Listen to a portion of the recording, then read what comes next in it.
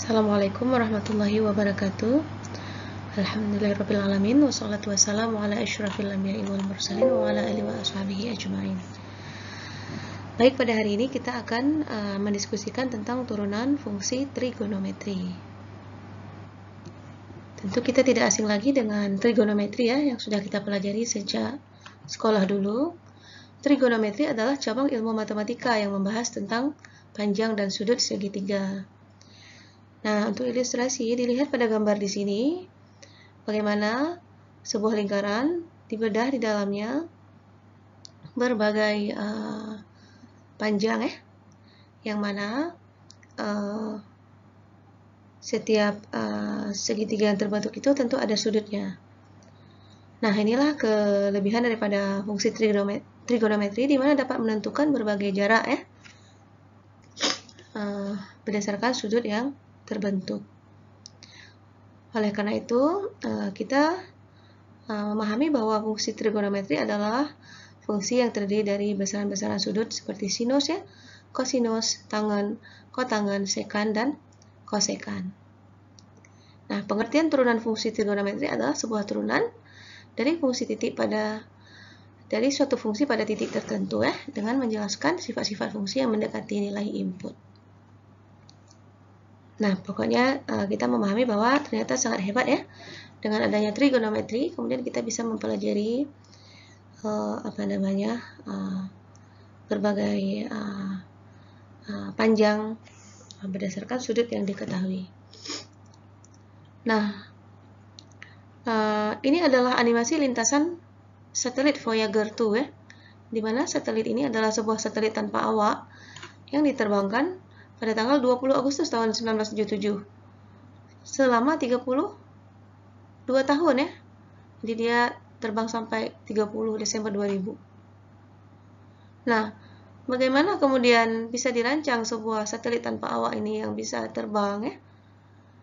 Dengan tujuan untuk mengambil data planet ya di dalam tata surya kita. Semuanya ini adalah hasil perhitungan menggunakan ilmu trigonometri. Dari ilustrasi ini bisa kita lihat bahwa titik kuning di tengah adalah matahari sebagai pusat tata surya kita. Kemudian ada satelit Voyager berwarna pink yang akan membuat lintasan berwarna pink ya. Kemudian bumi dengan lintasan berwarna biru.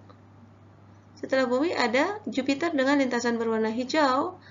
Kemudian Saturnus dengan lintasan berwarna toska.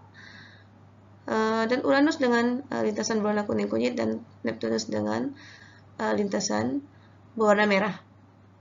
Nah, bisa kita lihat bersama-sama bahwa ketika Voyager itu dilepas dari bumi ya, pertama sekali dia akan berpapasan dengan Jupiter, dan kemudian dengan melakukan belokan tertentu ya, dengan sudut yang sudah dihitung, dia akan berpapasan lagi dengan Saturnus, melakukan belokan lagi, dan berpapasan lagi dengan tepat dengan Uranus ya.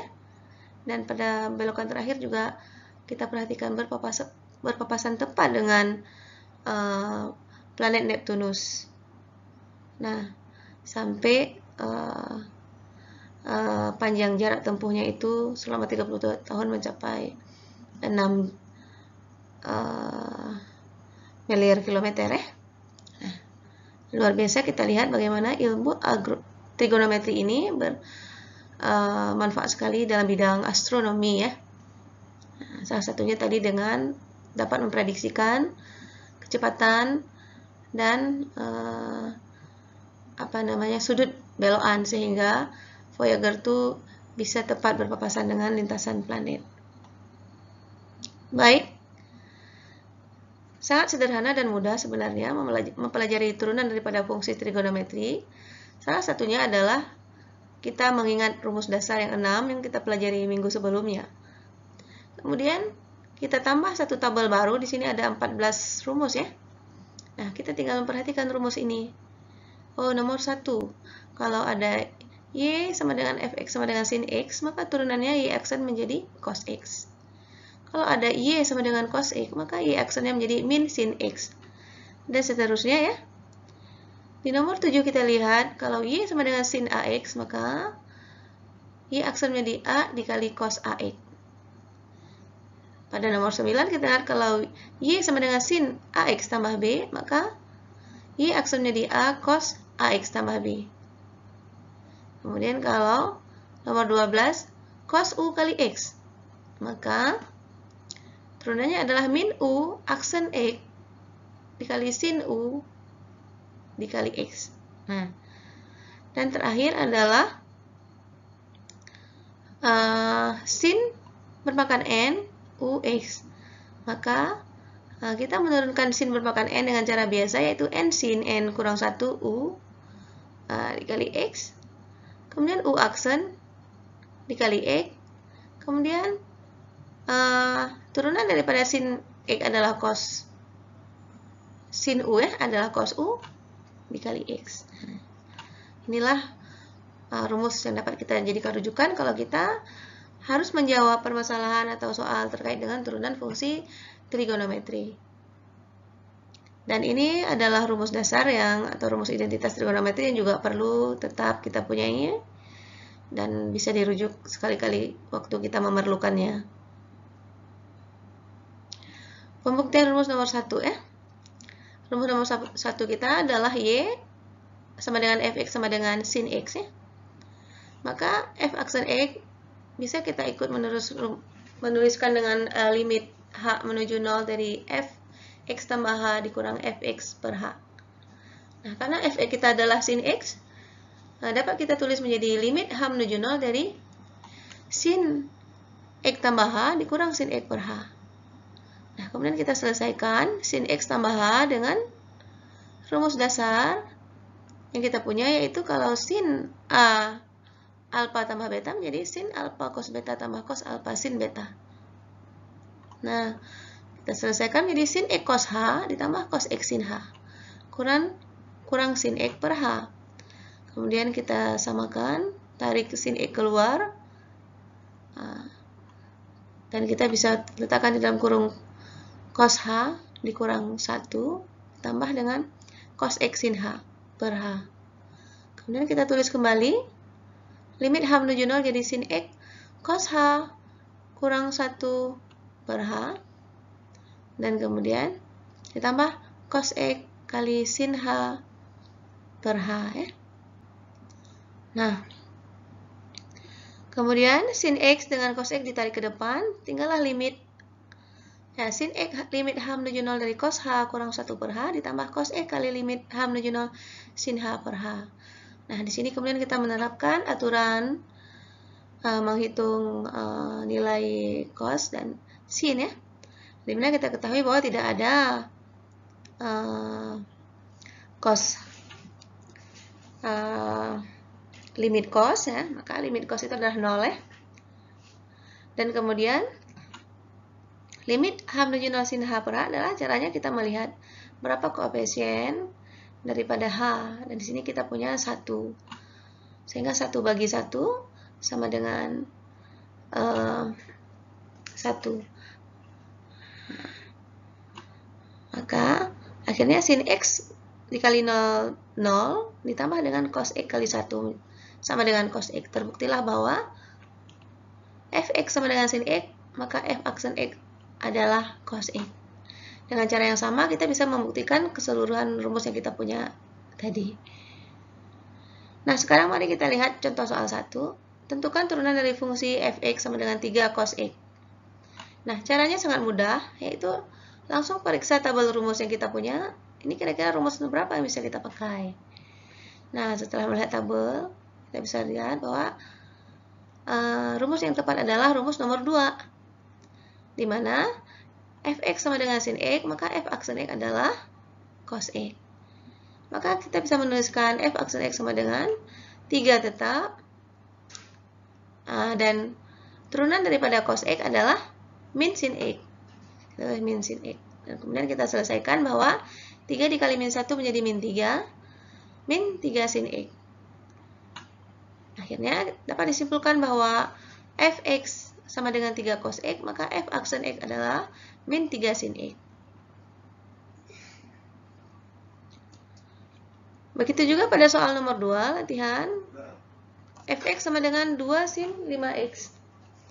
Nah, Caranya sama juga, kita perhatikan lagi rumusnya. Rumus berapa yang bisa kita pakai? Nah, di sini bisa kita lihat bahwa rumus yang tepat adalah rumus nomor 7. Dimana kalau ada Y sama dengan sin 5X, maka Y aksennya adalah 5 dikali cos 5X. Nah, ini kemudian kita masukkan. F aksen X sama dengan, pertama tuliskan 2. Kemudian turunan dari sin 5X adalah 5 cos 5X. Lalu kita selesaikan yang bisa diselesaikan, yaitu 2 kali 5 menjadi 10. Akhirnya solusinya adalah Fx sama dengan 2 sin 5x menjadi 10 cos 5x. Nah, bagaimana di soal nomor 3?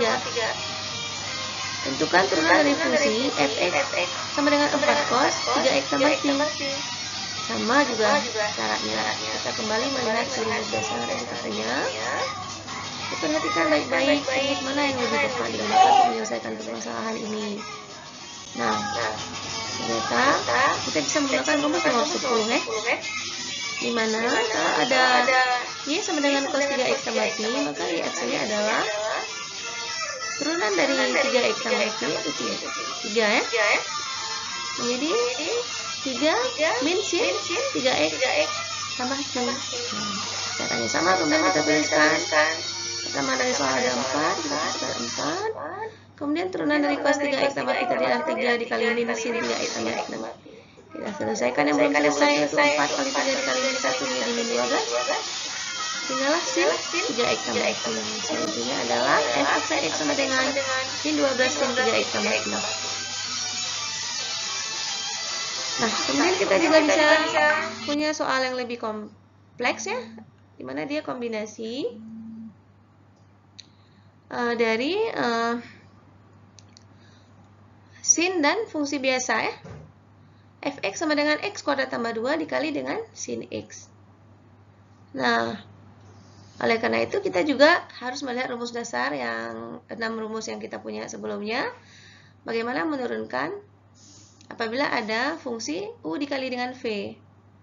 Oleh karena itu di kasus ini kita harus misalkan terlebih dahulu u sebagai x kuadrat tambah 2, v sebagai sin x.